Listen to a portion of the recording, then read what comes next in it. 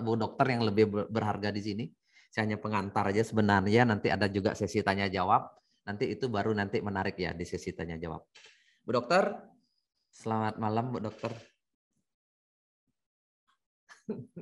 Ini jadwalnya Bu Dokter. Ya. Jadinya. Selamat malam Pak Putu. Yep. Ibu Dokter Dengeran sudah siap saya? materinya kah malam hari ini? Sudah. Bu, kenapa di hari saya bisa lebih cepat membaik dari 6 orang yang lainnya? Ya, itu artinya daya tahan tubuh Pak Putu lebih bagus. Yang kedua, fungsi pencernaan Pak Putu juga lebih baik dari teman-teman yang lain. Saya lebih tua. Dewa usianya itu 20-an sampai 30-an. Saya sudah 40 sekian. Sekian itu jangan dihitung 43. Ya, karena gini, ada usia kronologis, biologis, dan ada usia yang sesuai dengan kelahiran kita ya. Nah, Pak Putu mungkin perkiraan saya sih usia biologisnya lebih tinggi daripada usia kelahirannya. Jadi misalnya Pak Putu sekarang usianya 40 nih. Ya. Tapi dari segi usia biologis, usianya seperti anak umur 30 tahun. Bu, 17. 17 ya. Jadi lebih sehat daripada Pak Dewa walaupun lebih muda. Gitu. Sepertinya kalau Pak Dewa itu sepertinya dia lagi lapar pada saat itu juga Bu Dokter. Kalau dia banyak sekali makan tapi makanannya bermasalah. Ada nggak peluangnya? Itu juga pengaruh. Semakin banyak zat yang beracun yang kita makan atau makanan yang terkontaminasi kita makan, pasti efeknya juga akan lebih besar pada itu virus, kita. bakteri, atau kalau ada demamnya, demam tinggi dengan disertai diare yang terus-menerus, kemungkinan besar itu bakteri. Ya, kita karena semua demam, Bu. Ya, kemungkinan besar bakteri. Jadi kan? Makanannya sudah terkontaminasi, mungkin sudah melewati batas batas amannya, sudah agak kadaluarsa gitu makanannya. Kadaluarsa atau ada mungkin lalat atau apa, atau dari kadaluarsa atau bisa juga tercemar, tapi kemungkinan besar kadaluarsa.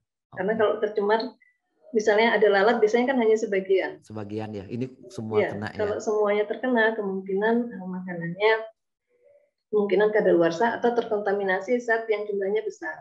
Oke. Gitu. Kita bahas kolesterol sekarang Bu Dokter, bukan diare Bu Dokter ya. Ya, itu sebagai pembukaan ya.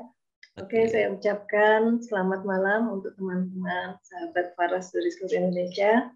Senang sekali malam ini kita belajar lagi untuk penyakit yang lain ya. Ini sebagai bekal untuk teman-teman supaya bisa menjelaskan lebih baik kepada pasien atau keluarga yang kebetulan menderita penyakit yang sama. Malam ini saya akan menjelaskan tentang kolesterol, hiperkolesterol, dan juga penyakit jantung koroner karena keduanya ini saling terkait. Ya, dan ini kasusnya banyak sekali yang kita hadapi sehari-hari. Kita sering mendengar ada orang tiba-tiba lagi olahraga, tiba-tiba jatuh kemudian meninggal. Atau lagi enak-enak istirahat, malam tiba-tiba pagi juga meninggal. Nah, ini orang sering menyebutnya dengan angin duduk. Padahal kalau secara medis itu adalah serangan jantung. Baik, suara saya cukup jelas ya? Baik, kita mulai saja ya untuk menyingkat waktu karena sudah malam. Jelas suaranya ya. Bu Dokter, aman. Ya. Saya minta hostnya untuk buka. Oke. Saya minta tolong untuk hostnya dipindahkan ke saya ya. Untuk slide-nya. Sudah Bu Dokter katanya. Oke.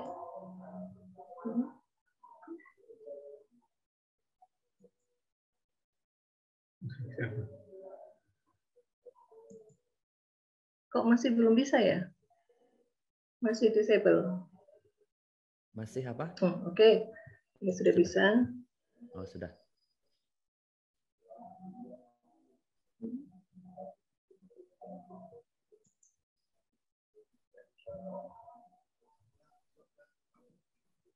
Ulang gimana?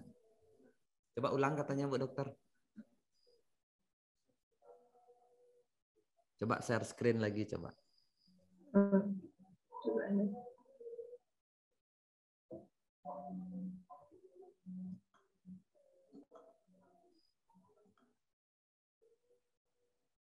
Masih belum bisa kah?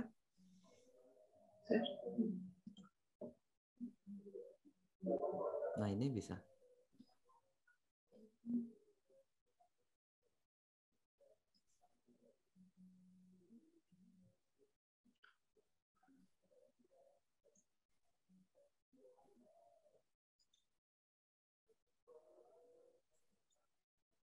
Oke, udah bisa ya? Sudah, Bu Udah Dokter. jelas? Sudah kelihatan. Suara saya cukup jelas? Jelas-jelas. Lanjut. Kita mulai aja ya. Sebetulnya apa sih yang disebut kolesterol? Kolesterol ini merupakan lemak yang diproduksi secara alami pada organ hati kita. Selain diproduksi oleh organ hati, juga dihasilkan dari makanan.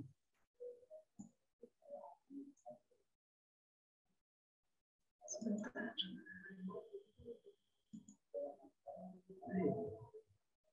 Kolesterol ini fungsinya banyak ya teman-teman. Jadi sebagai pembentuk dinding sel, juga sebagai bahan baku untuk membentuk hormon segala macam hormon di tubuh kita, misalnya hormon estrogen, testosteron, dan lain-lain, serta juga sebagai bahan baku dari vitamin D.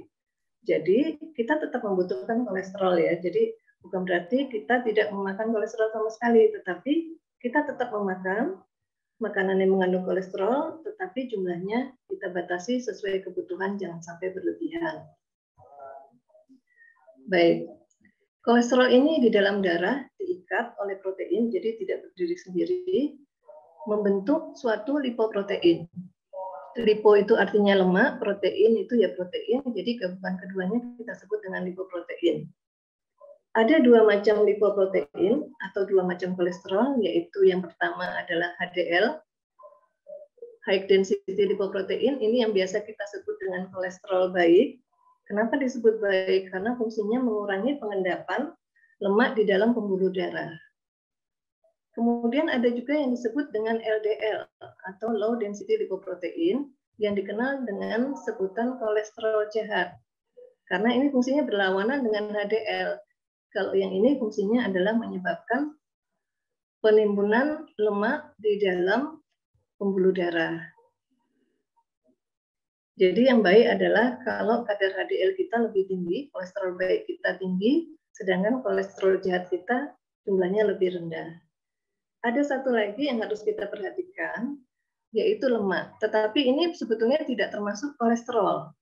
Ini adalah lemak yang berdiri sendiri, tidak dilapisi oleh protein, yaitu trigliserida. Ini yang tadi Bu Au bilang ya, kadar trigliserida di tubuhnya tinggi. Ini adalah jenis lemak. Tetapi ini juga perlu kita perhatikan. Kenapa? Karena ini juga berpengaruh terhadap penyumbatan pada pembuluh darah. Jadi dua hal ini, kolesterol jahat dan trigliserida ini adalah sangat berpengaruh terhadap penyumbatan pembuluh darah.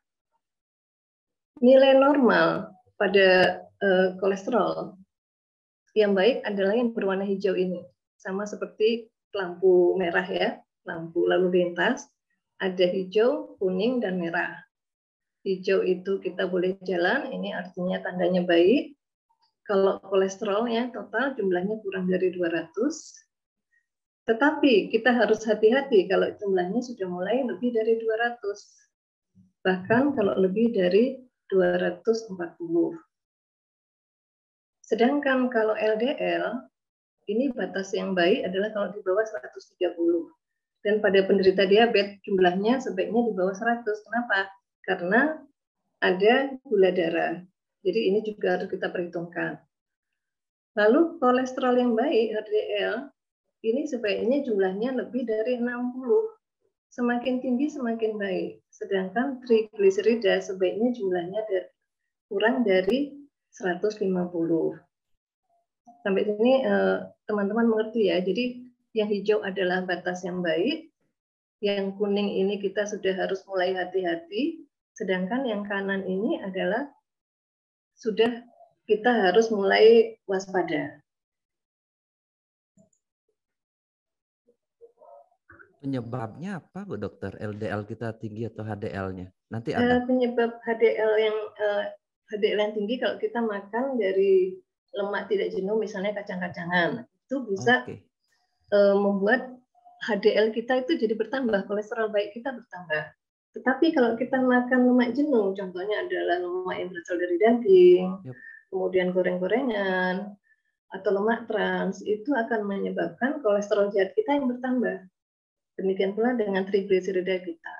Berarti saya setiap malam Bu Dokter, jadinya ada yang ngerebusin saya kacang, brokoli, 2 jenis 3 jenis kacang, ada brokolinya, ada wortelnya, itu tiap malam. Berarti itu bagus meningkatkan HDL Bu Dokter ya, dan lemak Ya, saya tetap terjaga. meningkatkan HDL, dan juga brokoli itu kan seratnya tinggi. Itu mengurangi penyerapan lemak di usus kita. Itu Dan itu camilan juga saya sebagai ketika sumber dari begadang. probiotik. Oke. Karena saya nggak tahu, jadinya gini Bu Dokter, saya nggak tahu siang makan apa gitu, nggak jelas. Pokoknya kan kadang-kadang traktir orang apa, tapi selalu saya maintain malam hari itu sudah ada di dapur 1 mangkok pokoknya, kacang rebus, brokoli rebus, wortel rebus, kacangnya 2 jenis atau 3 jenis, itu pokoknya penutup malam saya sama Samples sampai pakai begadang. Nah, itu bagus sekali Pak, betul. Karena itu adalah salah satu sumber dari HDL, kolesterol baik. Oke, berarti kalau saya cek ini sehat dong saya Bu Dokter ya pastinya ya. Iya. Lanjut silakan. Kemungkinan besar ya. Baik, kita lanjutkan ya. Nah, kalau kadar kolesterol kita lebih dari 200 mg per desiliter, kan tadi warna hijau itu kan sebaiknya di bawah dari 200 ya. Tetapi kalau ambangnya melebihi dari 200, ini kita sebut dengan hiperkolesterolemia. Kita pelan-pelan belajar bahasa medis ya, supaya teman-teman juga terbiasa. Jadi tidak asing jika mendengar kata-kata seperti itu. Ini bahasa medis yang gampang kok dan umum. Lemia itu artinya di dalam darah. Jadi hiperkolesterolemia artinya kadar kolesterol yang melebihi batas di dalam darah. Tanda yang paling sering, yang mudah kita lihat ya, ini kalau terjadi hiperkolesterol di tubuh kita, yang pertama ini bisa kelihatan di mata kita. Jika teman-teman melihat ada tanda kuning di mata, kemungkinan bertemu seseorang atau kemungkinan di diri kita sendiri, ini kemungkinan di kelopak adalah mata atau di matanya? Di kelopak mata bagian luar. Mata ya. Ya, baik di kelopak mata atas maupun di kelopak mata bawah. Kadang ini sampai banyak sekali di bawah mata ataupun di kelopak mata. Ini tandanya terjadi hiperkolesterolemia pada tubuh kita. Biasanya ada gangguan dari sintesa kolesterol. Lalu tanda yang kedua, ini pada bola mata kita ya, pada kornea. Ini ada lingkaran yang berwarna keputihan. Ini, teman-teman lihat ya, tanda laser saya ini, pointernya. Ini berwarna keputihan, ini juga menunjukkan kadar kolesterol di tubuh kita itu tinggi.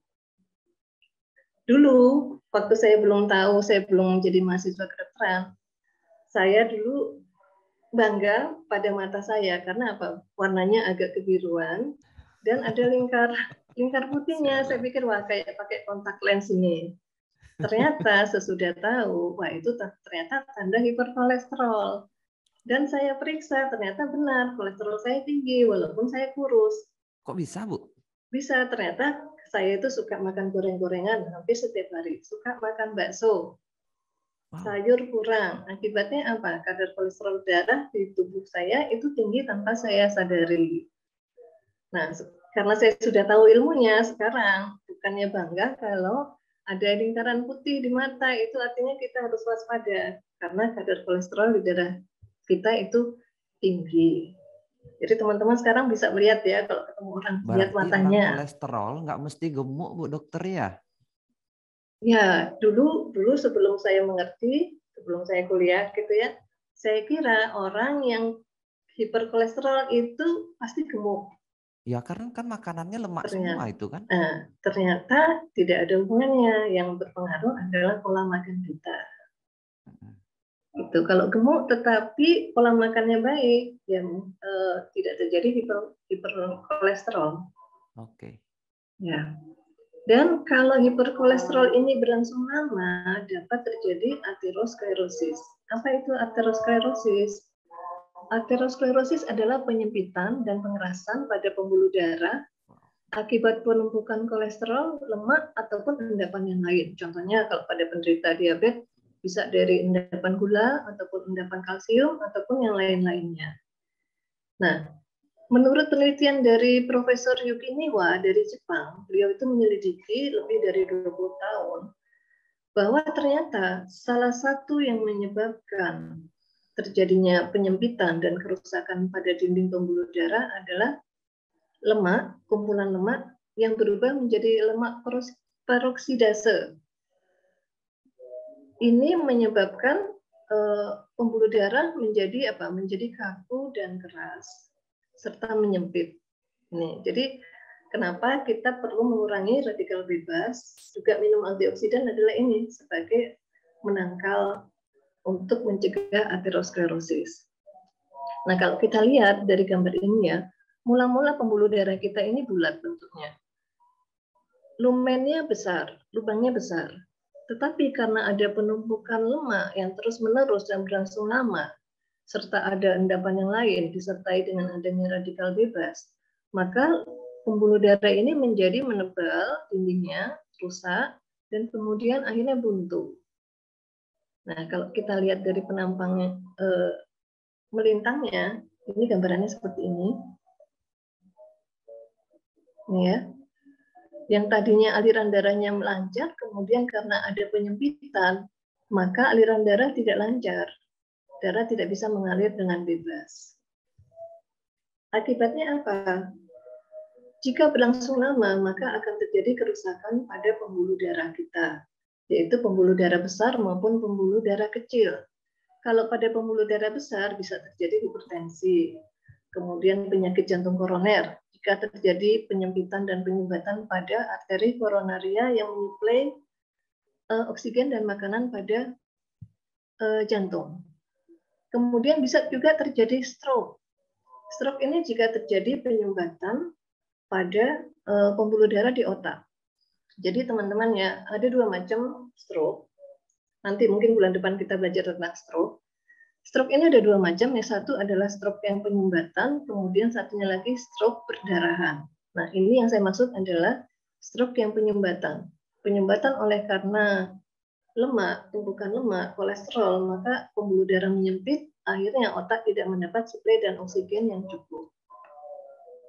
Kemudian kalau terjadi kerusakan pada pembuluh darah yang kecil, baik itu pada mata, itu akan terjadi yang namanya retinopati, yaitu gangguan penglihatan pada mata karena suplai oksigen dan makanan berkurang. Kemudian kalau pada saraf, misalnya pada saraf di kaki, ini gambarnya ini ya, pada saraf di kaki, jika terjadi kekurangan suplai oksigen dan kemudian suplai makanan juga berkurang, maka terjadi kesemutan dan jika berat bisa terjadi mati rasa. Kalau terjadi gangguan suplai pada organ pankreas, maka akan terjadi diabetes mellitus. Pada organ kelamin bisa terjadi disfungsi ereksi atau dan jika berat terjadi impotensi. Kalau pada organ lain, maka akan terjadi kerusakan organ. Jadi sampai sini jelas ya teman-teman, bahaya dari hiperkolesterol. Sekarang kita khusus membahas tentang penyakit jantung koroner, yaitu penyakit yang paling sering terjadi dan juga paling mematikan. Apa sih penyakit jantung koroner itu? Penyakit jantung koroner adalah penyakit jantung akibat penyempitan atau penyumbatan arteri koroner yang berfungsi membawa oksigen dan nutrisi ke otot jantung. Jadi kalau kita melihat bentuk jantung ini mempunyai dua arteri yang besar, yaitu arteri koronaria sebelah kanan yang memberi makanan pada bagian jantung sebelah kanan. Kemudian arteri jantung koronaria yang sebelah kiri yang memberi makanan pada bagian jantung sebelah kiri. Tergantung bagian mana yang tersumbat, maka daerah itulah yang terganggu. Misalnya ini seperti gambar ini, yang terganggu adalah pada arteri koronaria yang sebelah kiri. Maka suplai oksigen dan makanan pada arteri ini berkurang karena penyumbatan, otomatis otot-otot di sebelah kiri jantung ini juga akan terdapat gangguan, bahkan jika berat bisa mati. Ada 3 otot yang kalau rusak itu tidak bisa disembuhkan ya, ada 3 bagian tubuh. Yang pertama ini otot jantung, kalau sudah rusak itu tidak bisa sembuh kembali. Kemudian otak, kalau rusak juga sulit kembali, dan saraf. Jadi kalau pada gangguan jantung terjadi kematian di sini, ini akan sulit kembali. Ini penyakit jantung koroner merupakan penyebab kematian nomor 1 di dunia dan juga di Indonesia. Jadi kita harus waspada karena ini adalah penyebab kematian yang sangat besar.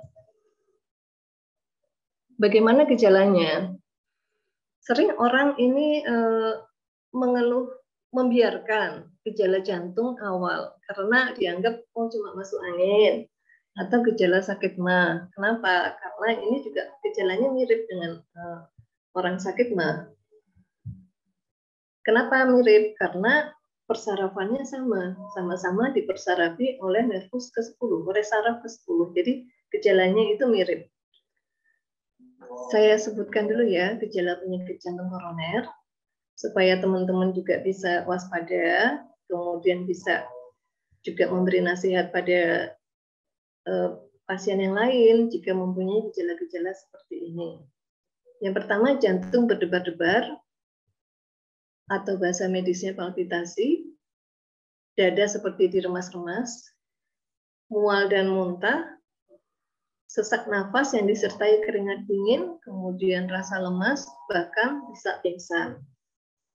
Mudah lelah, nafas pendek, dan ngos-ngosan jika berjalan sebentar saja. Jadi misalnya, biasanya kita jalan 50 meter nggak apa-apa, tapi terus tiba-tiba kok sekarang kalau jalan 50 meter rasanya ngos-ngosan ya.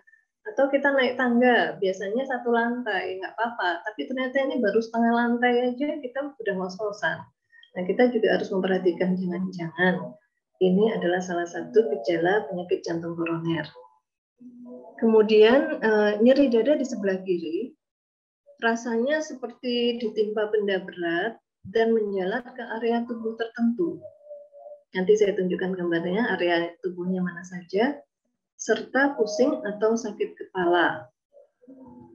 Nah, ini yang sering terjadi kalau kita terkena serangan penyakit jantung koroner. Area penjalarannya adalah ini ya yang diberi warna merah. Daerah dada, tengah dada. Kemudian bisa juga tengah dada disertai menjalar ke leher dan rahang bagian bawah. Jadi kalau rasanya nyeri dada disertai dengan rahang juga terasa nyeri serta kaku, hati-hati, barangkali itu juga salah satu tanda penyakit jantung koroner. Kemudian nyeri dada disertai dengan rasa nyeri di daerah bahu kiri terutama. Ini juga kita waspada. Kemudian nyeri ulu hati, kadang disangka sakit mah, padahal itu gejala penyakit jantung koroner. Kemudian yang ini, selain nyeri ini komplit ini ya, nyeri di tengah dada, kemudian nyeri di ulu hati, di lengan kanan dan kiri, juga di leher dan rahang. Ada yang hanya di leher saja, ada yang hanya di bahu dengan lengan saja, serta ada di punggung belakang. Kadang-kadang rasa seperti tertusuk di punggung belakang. Nah, bagaimana pengobatannya? Pengobatannya tergantung seberapa berat dan ringannya penyumbatannya. Kalau penyumbatannya hanya 10%, biasanya kita masih bisa beraktivitas dengan normal. Tetapi kalau penyumbatannya semakin besar, apalagi jika mengenai arteri yang utama, yaitu arteri jantung kanan dan kiri, dan penyumbatannya lebih dari 50%, biasanya sudah mulai menimbulkan gejala yang cukup mengganggu. Dokter biasanya akan memberikan obat medis sesuai dengan keluhannya dan sesuai dengan kondisi pasien. Kalau dengan obat medis tidak bisa, dilanjutkan dengan yang kedua, biasanya dengan kateterisasi atau dengan dipasang ring, dipasang stent. Ini ya, gambarnya seperti ini, dipasang stent. Atau dioperasi bypass jantung. Bypass jantung ini yang seperti ini. Jadi, karena pembuluh darahnya di jantung sudah buntu total, diambilkan arteri, diambilkan pembuluh darah yang lain dari tempat yang lain, biasanya dari tungkai kita. Dipindahkan ke sini. Ini namanya operasi bypass jantung. Atau jika benar-benar sudah penyumbatannya sudah 100%, bisa dilakukan transplantasi jantung. Nah, ini sekarang kita lihat film dari pemasangan ini. Pemasangan ring jantung.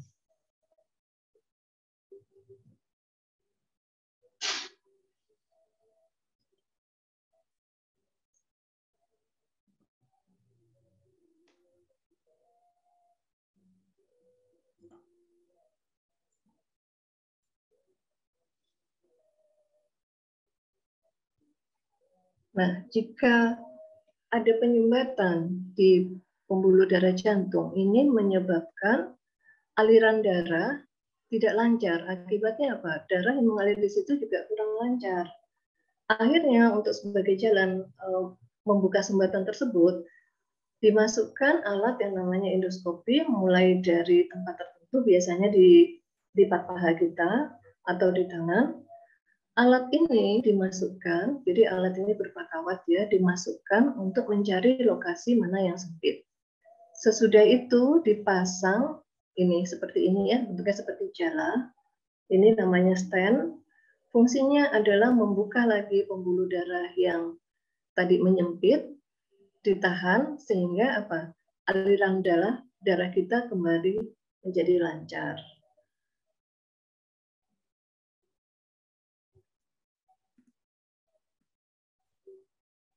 Ya. Tapi kan itu hanya mengatasi problem sesaat, Bu Dokter, ketika ada peluang lagi kan muncul hal seperti itu secara terus-menerus kan Bu Dokter, ketika gaya hidup dan sebagainya itu kan? Betul.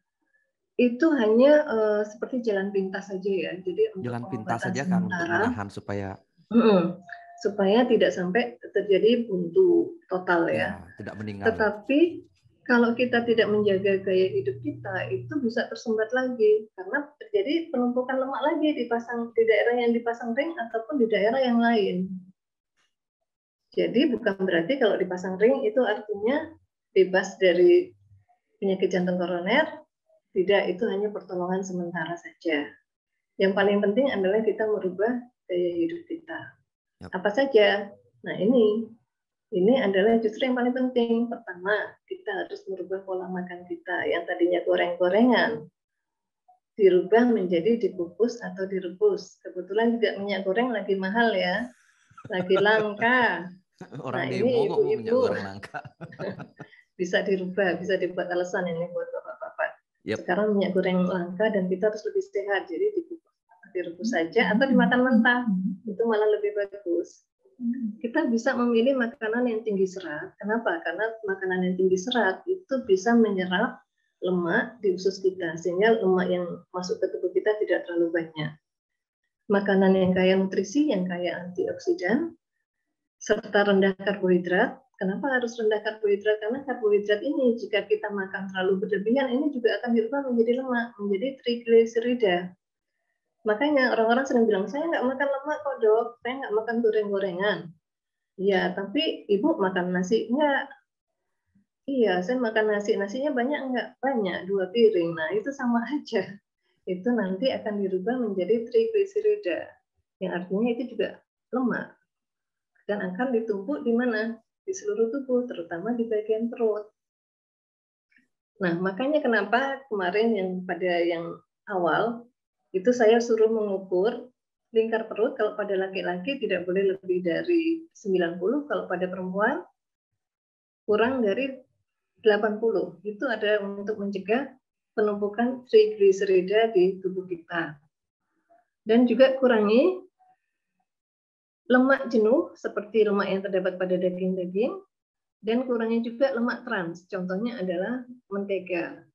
Karena apa? Lemak ya, trans ini asalnya adalah dari lemak tidak jenuh, tetapi karena sudah melalui proses hidrogenasi, maka ini berubah sifatnya menjadi lemak yang mudah mengeras jika masuk ke dalam tubuh kita. Jadi sering juga saya dapat dari pasien kena penyakit jantung koroner, dia jarang memakan lemak jenuh, tetapi suka makan kue-kue.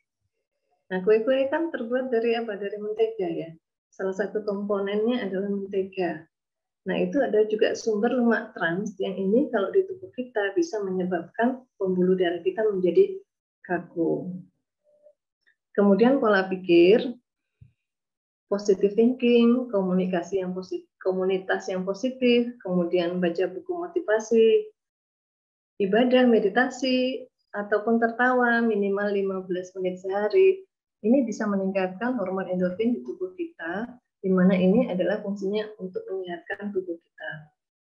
Pola gerak seperti yang disebutkan Pak Putu tadi, olahraga rutin minimal 30 menit. Kenapa harus minimal 30 menit? Karena kalau kurang dari itu, lemak kita tidak terbakar. Dan usahakan rutin 5 kali seminggu.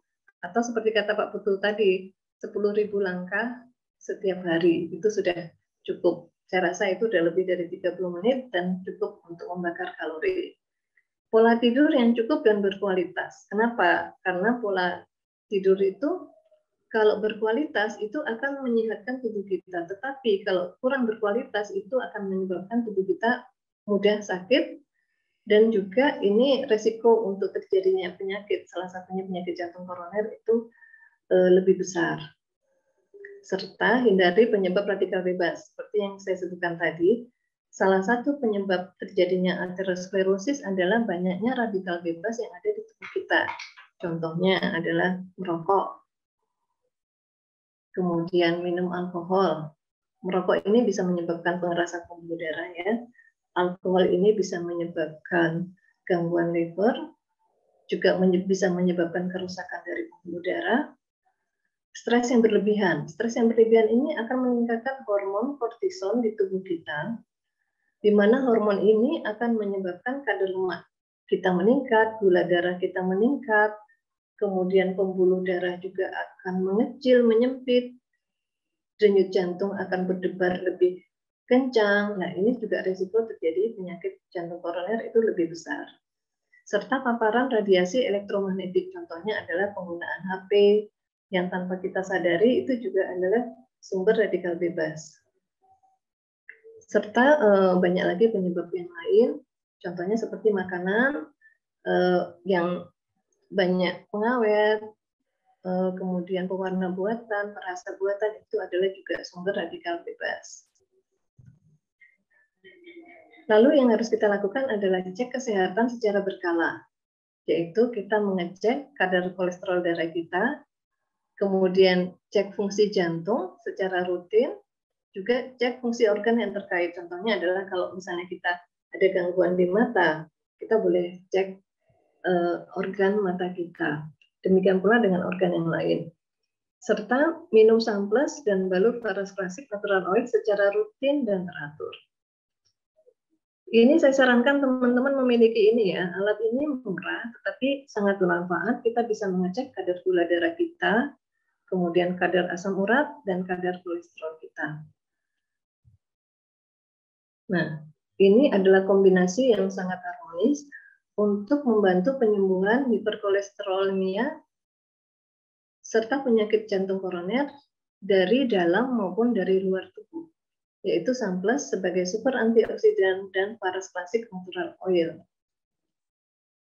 Samples ini terdiri dari 4 tanaman herbal multikhasiat, yaitu yang pertama adalah kulit manggis, di mana di dalamnya terdapat santon, yaitu antioksidan yang sangat kuat, bahkan 100 kali lebih kuat daripada apel. Kemudian amla, meniran, serta buah murbei. Apa saja yang bisa kita dapatkan di samples untuk sebagai anti hiperkolesterolemia dan penyakit jantung koroner, yaitu tentu saja yang pertama adalah kandungan antioksidannya yang sangat tinggi sehingga disebut super antioksidan dari 4 komponen tadi. Kemudian juga sebagai anti peradangan atau antiinflamasi, di mana salah satu penyebab dari penyakit jantung koroner adalah peradangan yang kronis di pembuluh darah itu. Luka yang kronis di pembuluh darah itu, sehingga pembuluh darahnya itu menjadi keras dan kaku. Juga untuk mengurangi nyeri, Samples ini bisa mengurangi nyeri. Jadi pada saat kita mendapat serangan, ini bisa mengurangi nyeri karena penyakit jantung koroner maupun penyakit yang lain. Meningkatkan daya tahan tubuh karena juga bersifat sebagai imunostimulator. Dan yang penting adalah menurunkan kadar kolesterol dan lemak darah, serta melebarkan pembuluh darah, sehingga aliran darah menjadi lebih lancar. Dan efek yang ketujuh adalah restorasi organ. Organ di seluruh tubuh kita, tidak hanya jantung, tetapi juga pembuluh darah, otak, pankreas, dan lain-lain. Restorasi artinya apa? Dikembalikan lagi seperti fungsi awalnya, pelan-pelan diperbaiki. Demikian pula Faras Klasik mempunyai 5 fungsi yang teman-teman sudah lama menggunakannya. Saya hanya mengulang saja. Fungsi yang pertama adalah sebagai membantu penyembuhan penyakit karena memiliki 108 jenis zat aktif yang terdapat di herbal di dalamnya. Kemudian